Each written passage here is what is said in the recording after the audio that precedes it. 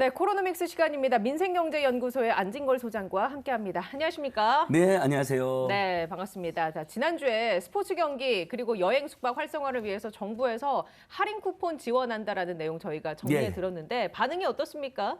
아주 좋습니다. 스포츠 경기는 반값으로 티켓을 구매할 수 있고요. 4대 종목. 특히 여행. 정말 우리 우리나라 국민들 예. 여행 좋아하잖아요. 우리 금수강산 한반도도 너무 아름답고 또 해외도 가볼 곳 많지 않습니까? 그래서 정부에서 숙박대전이라고 해서요.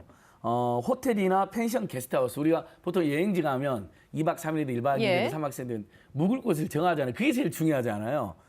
거기에 7만 원 이하면 2만 원, 7만 이상이면 3만 원을 할인 쿠폰으로 주는 겁니다. 와, 좋네요. 예, 벌써 58만 장이 팔렸습니다. 그러니까 58만 건의 계약이 있었다는 거죠.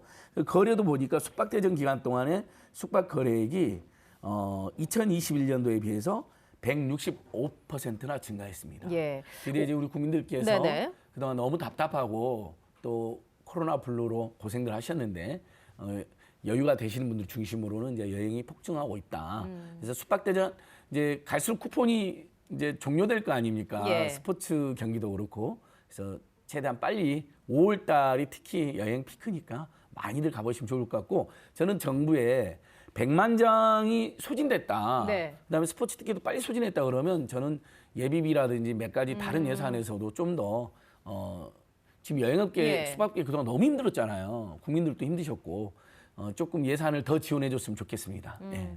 58만 건이 벌써 소진이 됐다라는 얘기는 그 규모만큼 국내에서 돈이 돈다라는 얘기니까. 그렇습니다. 여행업계, 숙박업계뿐만 아니라 우리가 여행을 가면 또 쓰게 동네 되죠. 가게도 가고 예. 뭐 기념품도 사기도 하고 맛집도 식당도 가고, 가잖아요. 예. 그러니까 전체적으로 지금 4분의 1분기 한국 경제도 선방했다는 보고가 있었는데 앞으로 경제는 지금보다는 더 살아날 수밖에 없다 이렇게 보고 있습니다.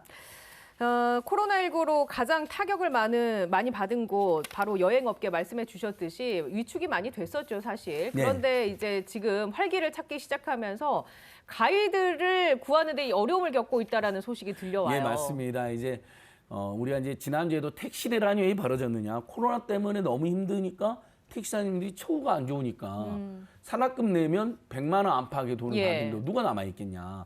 결국 어떠한 분야의 노동자들에 대한 처우를 우리가 애매하면 사회 모두가 상처를 입게 된다라는 이야기를 들었는데 마찬가지로 여행업계 숙박계 너무 어렵잖아요. 거기에 종사하는 분들 어떻게 됐을까요? 대부분 실직이 됐거나 예. 아니면 해외에 나가 있던 가이드들이나 랜드사들도 다 한국에 들어와 계시는 거예요. 근데 지금 이제 공항만 봐도 벌써 사람이 달라요. 훨씬 북적거려요. 저도 가보고 싶지만 가보지 못하고 있는데. 그러니까 이제 해외 현지 가이드나 랜드사들 일꾼을 지금 구하기 어렵답니다. 그래서 지금 여행사마다 휴직직인 직원들, 그다음에 퇴사한 직원들 다시 네네. 불러들여서 재채용하는 지금 움직임이 활발해지고 있고요.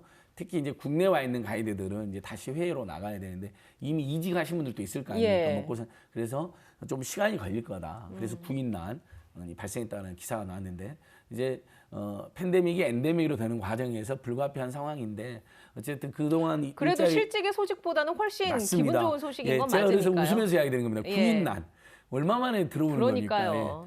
예. 이게 우리 그동안 실업자들이나 또는 휴직하고 있던 분들이 빨리 자기 원래 일하던 분야로 많이들 돌아가시면 좋겠습니다. 예. 예. 그리고 뭐 결혼 업계도 이제는 식장을 잡기가 어려울 정도로 예, 뭐 예약이 맞습니다. 물밀듯이 예, 들려오고 날씨도 있고. 너무 좋고요. 예. 그러니까 전체적으로 정말 그동안 2년 한 반 가까이 우리 국민들 정말 너무나 큰 고생하셨는데 저는 그래서 윤석열 당선인 새 정부가 전국민 재난지원금을 꼭 지급했으면 좋겠습니다. 이런 소풍을 몰고 가서, 약속했던 예. 소상공인들 50조, 100조도 벌써부터 그걸 지키나 안 지키는 논란이 있던데 그것도 공약했으니까 지켜주시고요. 어려웠던 분, 많이 어려웠던 분들에게는 많이.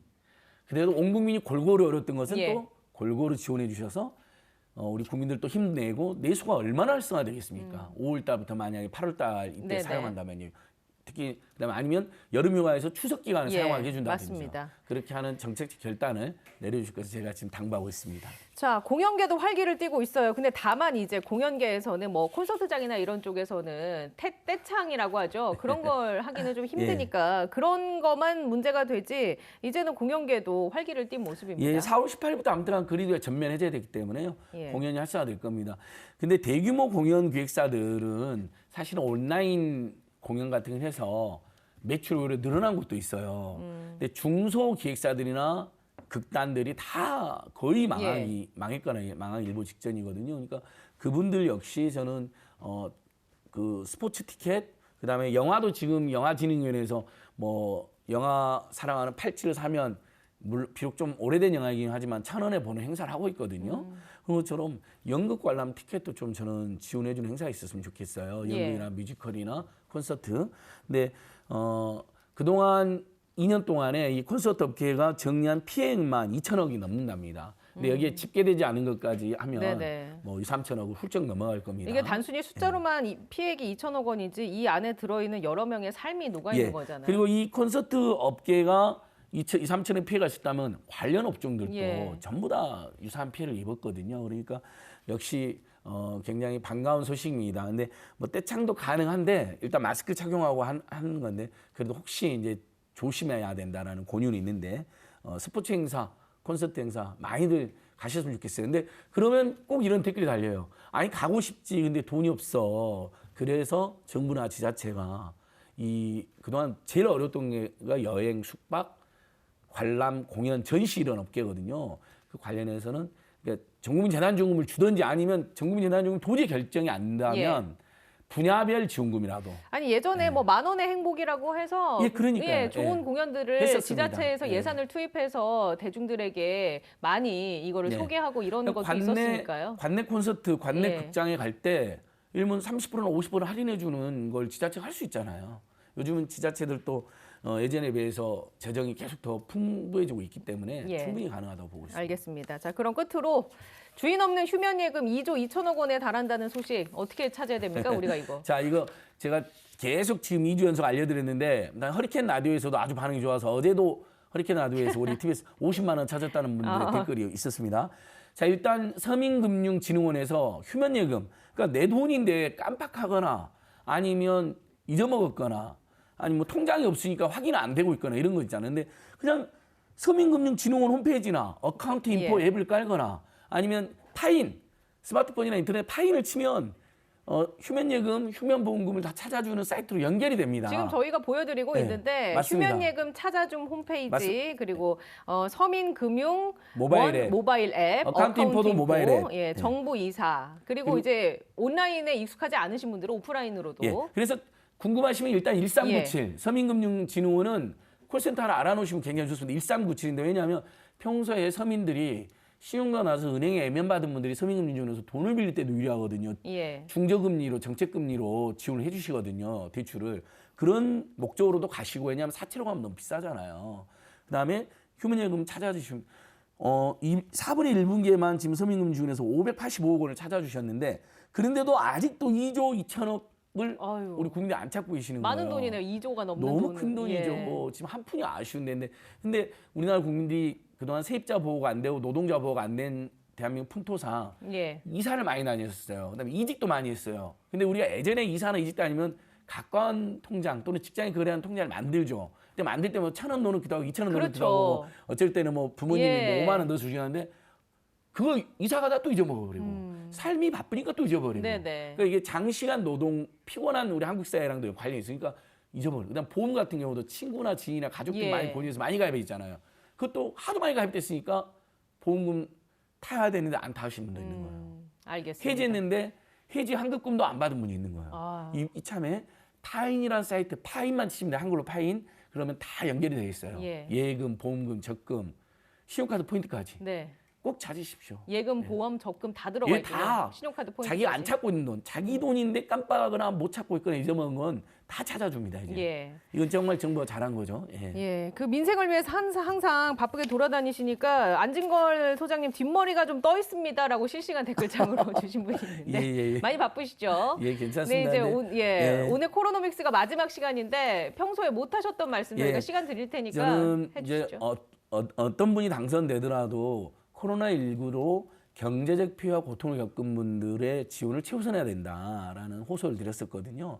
지금 소상공인들이 제일 어렵습니다. 법인 택시사님들이 1인당 150만 원 지금 이제 서울시에서도 지급이 됐거든요. 근데 그 150만 원 늦게 지급된 것만으로도 민원이 다수 발생할 정도예요.